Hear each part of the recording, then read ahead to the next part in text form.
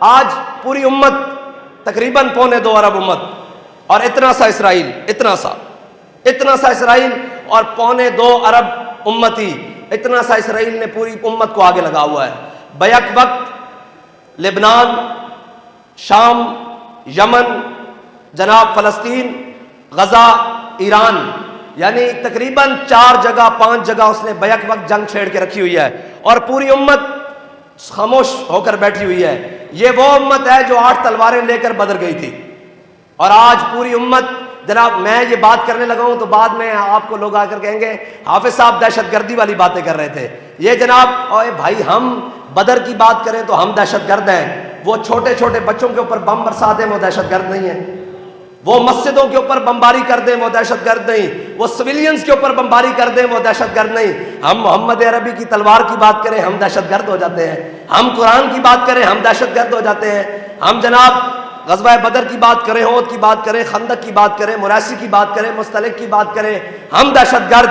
اور وہ پوری امت کو کاٹ کر اور جناب دندناتا پھر رہا ہے پوری دنیا میں اسرائیل. اس کا جہاں دل جاتا ہے دنیا میں وہ بمباری کرتا ہے، بندے مار دیتا ہے، اسے کوئی پوچھنے والا نہیں. ہم صرف بات کریں کہ یار یہ ظلم ہو رہا ہے، یہ جناب ظلم کی انتہا ہو رہی ہے، آج تک ایسے تاریخ میں نہیں ہوا، تو یہ کہتے ہیں ان کو بند کر دو، یہ دہشت گرد ہیں. بھائی اگر یہ دہشت گردی ہے تو ہم برے سرے ممبر بھی کہتے ہیں کہ ہم اس معاملے میں دہشت گرد ہیں. کسی کو کوئی تکلیف ہو ہم اس معاملے میں دہشت گرد ہیں. اگر فلسطینی مظلوموں کی بات کرنا دہشت گردی ہے تو یہ اگر اسلام کی بات کرنا دہشت گردی ہے، اگر ناموس رسالت کی بات کرنا دہشت گردی ہے، اگر ختم نبوت کی بات کرنا دہشت گردی ہے، تو ہم برے سر ممبر یہ کہتے ہیں کہ ہم یہ دہشت گردی ہر بار کریں گے، 100 بار کریں گے، سرے بازار کریں گے، اگر وقت آیا تو سرے دار بھی کریں گے.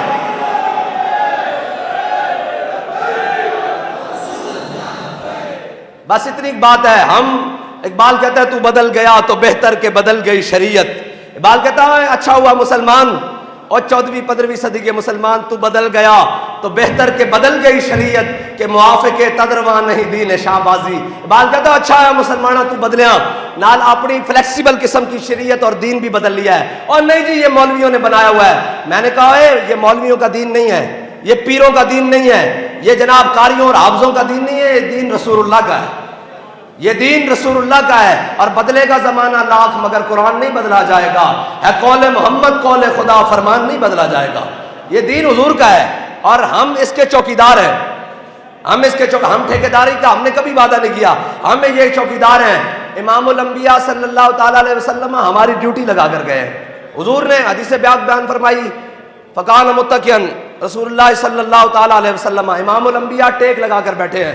حضور نے بنی اسرائیل کے علماء کی بیان کی. حضور نے فرمایا بنی اسرائیل کی قوم گناہوں میں مبتلا ہو گئی اور ان کے علماء نے، ان کے جناب بڑوں نے منع کیا، قوم باز نہ آئی، اور ان کے جناب جو مجتہدین تھے، جو علماء تھے، جو شیوخ تھے، وہ بھی ان کے ساتھ ملوث ہو گئے. اس کا مطلب پتہ ہے کیا ہے؟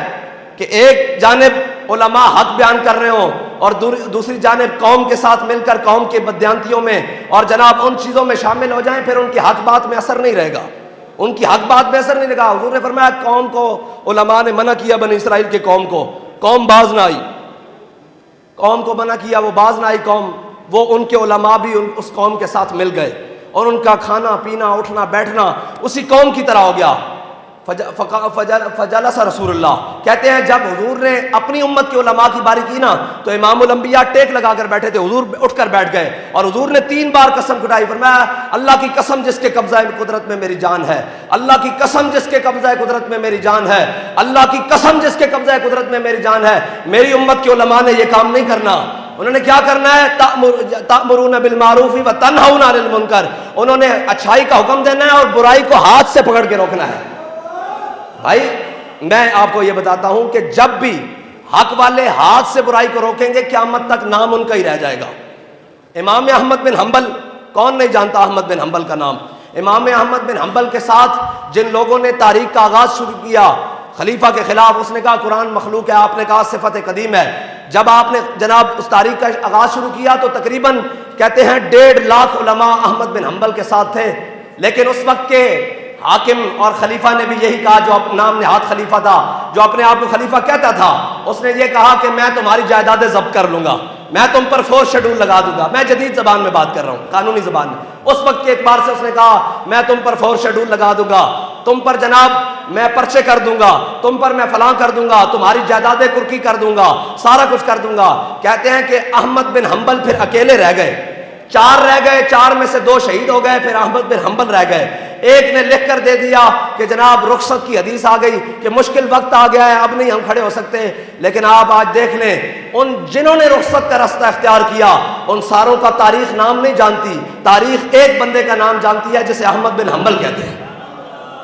حق کی ایک اپنی پاور ہے, اور یہ نہیں کہ حق کے لیے مشکلات نہیں آتی.